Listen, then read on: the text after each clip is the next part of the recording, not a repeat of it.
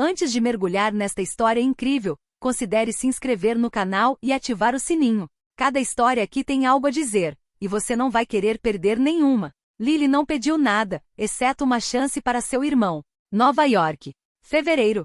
As calçadas geladas engoliam os passos apressados dos moradores da cidade, e o vento cortava como lâminas contra sua pele. O céu era de um cinza sujo, baixo e pesado, como se pesasse sobre os ombros de toda a cidade. Buzinas de táxi se misturavam ao guincho dos pneus na neve endurecida, e ninguém parecia notar a figura encolhida contra um muro de tijolos entre duas caçambas de lixo. Foi uma manhã como tantas outras para Lírio Parker, 12 anos, vestindo um casaco pequeno demais para ela, os joelhos pressionados contra o peito, um cobertor puído sobre as pernas. Em seus braços, seu irmãozinho sozinho de 6 anos ainda dormia. Sua respiração era calma, quase imperceptível, apesar do frio cortante. Ele tinha o rosto enterrado no dela, as mãos avermelhadas pelo frio, mas ainda agarrava um velho caderno de desenho meio rasgado. Lily tremia, mas não só de frio. Era cansaço também. O cansaço de uma criança que não dormia mais de 3 horas seguidas há semanas, a ansiedade constante, o estômago vazio por quase 2 dias. E ainda assim, ela se manteve firme, porque se ela desmaiasse, Sam cairia com ela. Jill Fogok havia devastado o prédio deles no Bronx 1 ano antes, levando seus pais no meio da noite. Lily não tinha mais o luxo de chorar. Ela queria gritar, berrar, mas lá estava Sam. Sempre Sam. Seus grandes olhos a fitavam com confiança, sem entender por que o mundo havia desabado ao redor deles. Ela havia se reerguido por ele, aprendido a mentir sobre sua idade, a sorrir para as pessoas certas, a ser esquecida quando necessário. Eles foram colocados em um abrigo de emergência por alguns meses, mas os serviços sociais já estavam falando em separá-los. 2 famílias diferentes. 2 cidades diferentes, talvez. Então, uma noite, ela fugiu. Em silêncio. Com apenas uma bolsa de lona, algumas roupas, o caderno de Sam e sua promessa silenciosa: eu nunca te deixarei. Desde então, a rua se tornou seu local de sobrevivência. Ela vendia latas, às vezes cantava nas saídas do metrô e lavava para-brisas nos semáforos com um pano embebido em uma garrafa de água suja. Os transeuntes desviavam o olhar. Alguns lhe jogavam algumas moedas, outros palavras duras. E às vezes, quando a sorte estava do seu lado, oferecia um croissant ou uma fatia de pizza deixada em uma caixa ainda quente. Sam, por outro lado, desenhava. Em seu caderno amassado ele traçava casas. Sempre casas. Casas na árvore, prédios coloridos, quartos com camas arrumadas, abajures acesos. Um dia ele mostrou um desenho a ela e disse: esta é a nossa casa. Haverá uma porta que fecha e uma estante para livros. E um banheiro de verdade. Ela sorriu. Falso. Porque não acreditava mais naquilo. Mas assentiu porque Sam ainda acreditava, e isso era tudo o que importava. Naquela manhã, Lily não tinha mais nada. Nem comida. Nem troco. Nem palavras de encorajamento para sussurrar para Sam. Suas pernas tremiam. Seu estômago se contraía dolorosamente. Mesmo assim, ela se levantou lentamente, segurando o irmão contra si como se fosse um tesouro. Ela conhecia os costumes do bairro. Os horários dos caminhões de entrega, os comerciantes que às vezes ofereciam chocolate quente. E acima de tudo, ela sabia que 8h em ponto, o homem que ela tinha visto várias vezes na televisão estava saindo de seu café favorito, Lex e Filhos. Um lugar chique frequentado pelos poderosos locais. Ela o vira nos jornais em outdoors. Ele tinha um rosto severo e elegante, cabelos castanhos impecavelmente penteados, olhos claros, quase frios. Um terno sempre sob medida. Era André Whitmore, fundador de Inovações Whitmore, uma empresa de tecnologia verde que se tornou uma gigante global. Um gênio, diziam. Um tubarão, murmuravam outros. Mas Lily não sabia. Ela não tinha lido os artigos. Ela apenas o observava várias manhãs. Ele saía no mesmo horário, telefone na mão, andando rápido. As pessoas se afastavam quando ele passava. E hoje, ela não sabia por quê, mas algo dentro dela, uma centelha de desespero misturada com esperança crua, lhe dizia que era agora. Ela apertou Sam contra si, endireitando-se apesar da tontura. O vento soprava através de seu casaco, castigando-a com frio. Ela se aproximou do café, com as pernas dobrando a cada passo. Então parou do lado de fora da saída. André Whitmore, 39, era um homem que era ouvido antes mesmo de falar. Chefe de inovações Whitmore, líder global em tecnologias de energia limpa, ele personificou o estilo americano de progresso, visionário, formidável, imprevisível. Ele transformou ideias abstratas em fortunas tangíveis. Em Wall Street ele era apelidado de A Geleira, tanto que sua frieza e sua lógica implacável o tornavam uma força inabalável. Seus colegas, mesmo os mais próximos, temiam seus silêncios ainda mais do que sua raiva. Ele não tolerava indiscrição, distração ou emoção. Em seus escritórios de vidro e aço, os sorrisos eram raros e as conversas breves. Desde a morte de sua esposa, Helena 7 anos antes, uma queda trágica durante uma viagem às montanhas, Andrew se fechará como uma fortaleza. Nenhuma palavra, nenhuma mão estendida conseguiria romper aquela muralha interior. Ele havia enterrado suas memórias, sua dor, suas cores. Agora vivia apenas para controlar. Sua vida era uma sucessão de números, reuniões, decisões. Sem espaço para o acaso. E menos ainda para a ternura. Naquela manhã, como todas as outras, ele estava saindo do café Lex e Filhos, com o telefone na mão, já imerso nos relatórios de investimentos enviados por Tóquio. Ele caminhou em direção ao seu Sedan preto, motor ligado, motorista de terno. O mundo ao seu redor parecia calibrado milimetricamente, eficiente, silencioso, frio. Então uma voz o interrompeu. Fraco, interrompido, mas estranhamente claro. Senhor, desculpe incomodá-lo. Eu sei quem o senhor é. Não estou pedindo dinheiro. Só, poderia levar meu irmãozinho? Ele parou subitamente. Lentamente, ele ergueu os olhos da tela. Seu olhar inicialmente irritado pousou em uma figura frágil parada na beira da calçada. Uma menina. Uma criança. Ela não devia ter mais de 12 anos, mas seu rosto parecia ter 16. Suas feições estavam tensas. Suas bochechas estavam encovadas. Seus olhos eram de um azul grande demais para seu rosto pequeno e magro. Ela usava um casaco surrado, obviamente curto demais. A seus pés, um garotinho agarrava-se à sua perna, segurando um caderno de desenho contra o peito. Andrew a encarou em silêncio. Não conseguia compreender o que acabará de ouvir. Seria um pedido de ajuda? De piedade? Uma tentativa de chantagem emocional? Mas não. Não havia em reclamações, sem lágrimas, sem manipulação sua voz. Apenas um cansaço abismal. E uma nobreza dolorosa. Você quer que eu leve seu irmão? Ele perguntou, um pouco atordoado. Ela assentiu, calmamente. Não como uma criança. Como uma adulta que já viu demais. Ele merece mais. Estou cansada. Mas ele ainda é puro. Ele quer ser arquiteto. Ele gosta de projetar casas. Ele tem sonhos. E eu não consigo mais. Andrew sentiu algo profundo dentro dele quebrar. Não era pena. Era outra coisa. Um choque silencioso vindo de muito longe. Da época em que ele ainda tinha uma irmã. Webb morreu de leucemia aos 12 anos. Ela também amava desenhar. Ela também olhava o mundo com aqueles mesmos olhos brilhando de luz, apesar da dor. A lembrança o atingiu como um tapa na cara. Abby em sua cama de hospital, segurando sua mão. Abby dizendo, prometa-me que fará algo de bom com sua vida. Ele havia cumprido sua promessa, aparentemente. Ele havia construído um império. Mas Ellie realmente fez algo bom? Ele olhou para a garotinha novamente. Ela não estava pedindo para ser salva. Ela ofereceu seu irmãozinho a um estranho, como um último ato de amor, um sacrifício. Ela não estava esperando nada para ela. E ali, naquele momento suspenso, algo raro aconteceu na mente de Andrew. O controlar deu lugar à intuição. O lógica no coração. Uma voz interior, enterrada por muito tempo, despertou. Você pode mudar alguma coisa. Agora. Sem dizer mais nada, Andrew se virou para o motorista que estava ao lado do carro. Ele deu um simples aceno. Então, para a criança, numa voz mais suave do que qualquer coisa que ele havia falado durante anos. Entrem. Vocês dois. Os primeiros dias foram um choque para todos. A viagem de carro transcorreu em silêncio. Lily abraçou Sam, cautelosa, com os olhos fixos nos vidros escuros. Não ousara se recostar completamente como se o conforto lhe fosse proibido. Sam, por outro lado, observava tudo com os olhos arregalados, hipnotizado pelo couro preto, pelas luzes fracas, pelo silêncio incomum. Nunca vira o interior de um veículo tão limpo.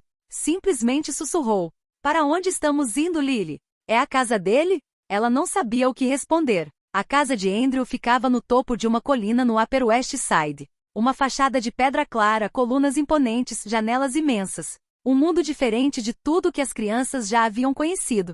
Assim que chegaram, o mordomo, Sr. Hawkins, inclinou-se para cumprimentá-los. Lily instintivamente puxou Sam para trás de si, como um pequeno animal encurralado. Eles não disseram quase nada nas primeiras 48 horas. Lily se recusou a se trocar, recusou-se até a sentar na cama excessivamente macia, como se tivesse medo de sujá-la. Ela dormia no tapete ao lado da cama de Sam, ainda de casaco. Sam se agarrava a ela ao menor ruído. Na primeira vez que uma porta bateu, simplesmente por causa de uma corrente de ar, ele gritou, e Lily pulou, com os braços erguidos como se fosse lutar. Andrew observou-o em silêncio. Não sabia como fazer. Nunca falava com crianças. Na verdade, não falava com muitas pessoas. Então fez o que sabia, contratou os melhores. E entre eles, estava a senhora Clara Evans, ex-assistente social de olhar gentil e voz calma. Clara passou 20 anos cuidando de crianças feridas pela vida. Ela nunca forçava o contato. Deixava o silêncio se instalar, os olhares flutuarem, os gestos se aproximarem no ritmo do medo. Com paciência, ela gradualmente conquistou a confiança delas.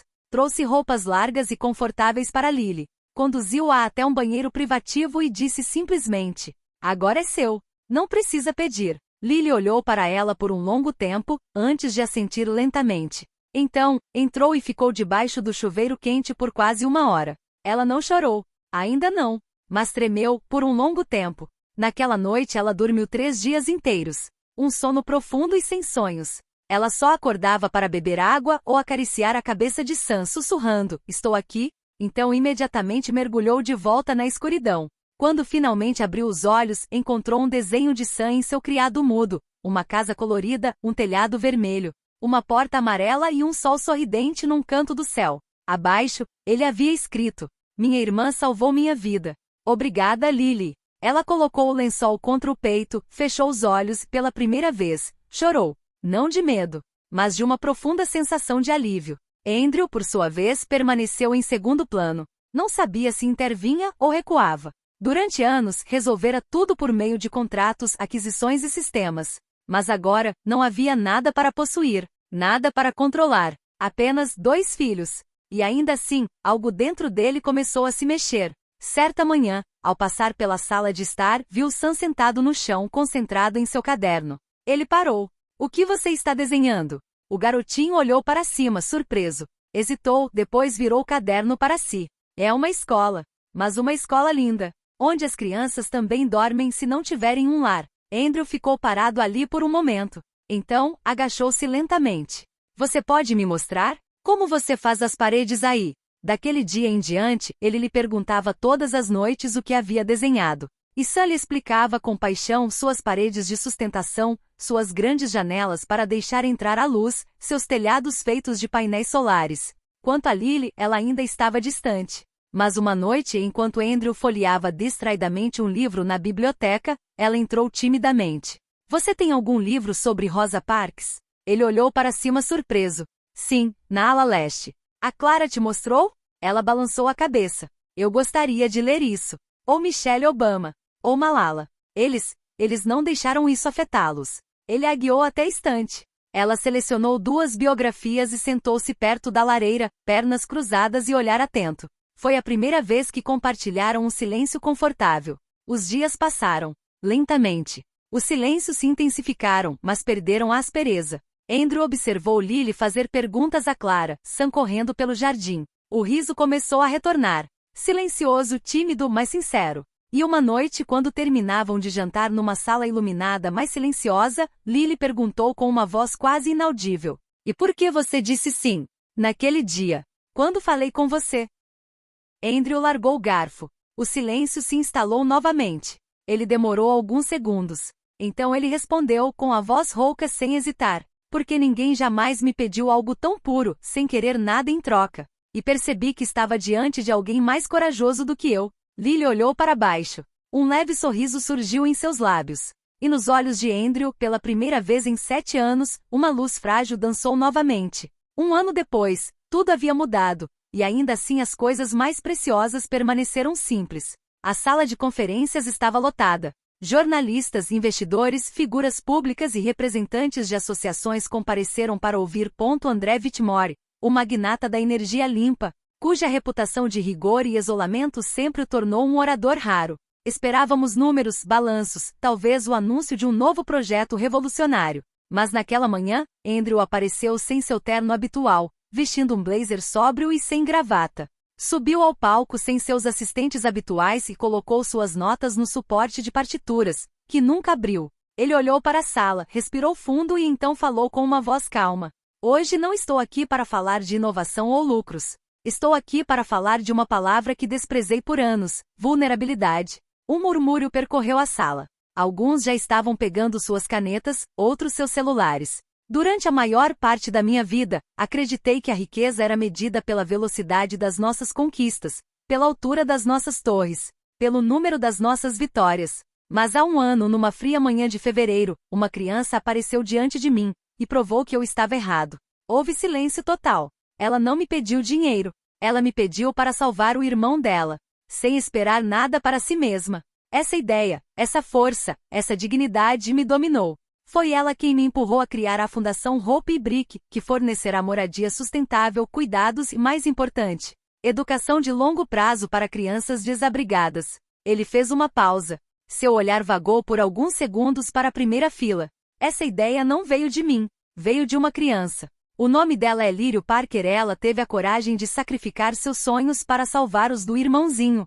Ela me ensinou o verdadeiro significado da palavra riqueza. A sala explodiu em aplausos, mas Lily não se moveu. Sentada na primeira fila, ela usava um vestido simples, azul como o céu que ela não via há muito tempo. Seu cabelo estava trançado em uma trança elegante, e sua mão segurava firmemente a de Sam, que olhava para o palco com os olhos brilhando. Lágrimas silenciosas escorriam pelo rosto de Lily. Ela não tentou escondê-las. Não tinha mais vergonha de se comover. Pela primeira vez em muito tempo, ela não estava mais com frio. Naquele dia, as fotos viralizaram. O magnata que nunca sorria apareceu com a mão pousada no ombro de uma adolescente com o olhar fixo. A mídia buscou explicações, análises. Alguns viram aquilo como um golpe de relações públicas. Mas aqueles que realmente olharam nos olhos de Andrew naquele dia sabiam. Não foi um discurso. Foi um renascimento. O que a imprensa ainda não sabia era que Andrew adotou Lily e Sam algumas semanas antes, discretamente. Sem cerimônia, sem declaração oficial. Ele simplesmente assinou os papéis em seu escritório, com a mão um pouco trêmula, e depois esperou por Lily na cozinha. Quando ela chegou, ele lhe entregou um envelope. Você está oficialmente em casa. Sempre esteve. Mas agora, está escrito. Ela olhou para ele sem dizer nada e então se jogou em seus braços. O contato foi estranho, estranho como tudo que é verdadeiro. Mas naquele abraço silencioso, Andrew sentiu pela primeira vez desde a morte de Helena que não estava mais sozinho. Poucos dias após a conferência, numa noite amena em primavera, Lily tinha saído para o jardim. Sam já dormia. O ar estava perfumado com flores de cerejeira. O céu estava limpo, pontilhado de estrelas. Andrew estava sentado em um banco de pedra, com uma xícara de chá fumegante nas mãos. Lily aproximou-se silenciosamente e sentou-se ao lado dele. Olhou para as árvores, depois para o céu e disse simplesmente: achei que minha vida acabaria nas ruas. Nunca mais veria um teto sobre minha cabeça. Sem escola. Sem futuro. Você me deu tudo isso. Andrew virou a cabeça para ela. Olhou-a longamente e depois colocou a mão em seu ombro. Não, Lily. Foi você quem me deu um futuro. Ela sorri com lágrimas nos cílios, mas seu rosto está calmo. E naquela noite tranquila, ele sabia que havia encontrado o que sempre procurara. Não é um negócio. Não é uma herança. Uma família. 10 anos depois, o mundo havia mudado muito. Não apenas por causa de novas tecnologias ou promessas políticas, mas porque duas crianças, antes invisíveis nas ruas de Nova York, decidiram construir uma ponte entre a dor e a esperança. Doutora Lily Parker Whitmore não era mais a menina do casaco remendado, dormindo no frio com seu irmão. Ela era agora uma mulher brilhante, respeitada nos círculos internacionais de filantropia e direito humanitário. Ela havia concluído um duplo doutorado em Direito Social e Psicologia, e então assumiu o comando da Fundação Hope Brick, que em 10 anos se tornou um modelo global de assistência integrada a crianças em situação de rua. Sob sua liderança, a Fundação construiu mais de 300 centros em 17 países. Mas estes não eram apenas abrigos. Eram lugares para viver. Lugares onde cada criança tinha uma cama, uma lâmpada, um livro, e acima de tudo, um olhar gentil sobre elas. Lá, não éramos apenas um arquivo. Éramos uma voz, um sonho, uma promessa. Lily estava comandando tudo com o coração de um sobrevivente e o rigor de um arquiteto social. Ela sabia o que significava ter fome, ter medo, ser invisível. Ela não se esquecia de nada. Cada decisão era tomada com o pensamento de quem ela havia sido, encolhida contra uma parede de tijolos com Sam. Sozinho, precisamente, havia se tornado o que ele sempre sonhou ser, arquiteto. Mas não um arquiteto de prestígio ou um arranha-céu. Não. Ele projetou-lhe habitação digna, ecológica e luminosa para jovens em situação precária. Ele passava mais tempo em canteiros de obras do que em escritórios, com os sapatos cheios de poeira, mas os olhos brilhando. Ele chamou sua primeira série de moradias As Casas do Sol, em homenagem ao desenho que ele havia dado a Lily 10 anos antes. Cada um tinha uma pequena biblioteca, um quarto privativo e uma sala de desenho. Ele insistiu que as crianças tivessem uma janela voltada para o leste, para que possam ver o amanhecer, mesmo quando a noite tenha sido longa. E André, ele ainda estava lá. Menos luz, mais sombra. Ele não gostava de entrevistas, troféus ou jantares de gala. Mas ele compareceu discretamente às inaugurações. Ouviu os discursos com um nó na garganta, as mãos cruzadas atrás das costas. Ele envelhecera, é claro. Suas têmporas estavam prateadas, seus movimentos mais lentos. Mas aos seus olhos, uma nova paz brilhou profundo, inabalável. Porque todos os dias ele via esses dois jovens adultos caminhando em um mundo que estavam ajudando a consertar. Um mundo que ele jamais saberia sonhar sem eles. Certa manhã, enquanto visitavam um novo abrigo para meninas sem teto em Baltimore, Lily o puxou de lado e disse baixinho: "Você sabe que sem você não estaríamos aqui. Você nos salvou." Ele assentiu lentamente pensativo. "Talvez. Mas eu só atendi um chamado. Você construiu tudo. Eu só segui você." Sam chegou naquele momento com seu capacete de construção na mão, e disse com um sorriso: "Você nos deu um teto. Nós te ensinamos a abrir o coração. Estamos quites."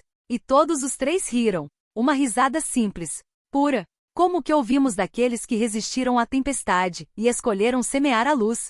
Porque às vezes não são os ricos, nem os poderosos, nem os eruditos que mostram o caminho, mas o menor, os mais pobres, o mais esquecido, aqueles que não vemos, aqueles que não ouvimos, aqueles que evitamos nas ruas geladas de fevereiro. Estes são eles que nos lembram, sem nem querer, o que isso significa amar incondicionalmente. Oferecer sem retorno.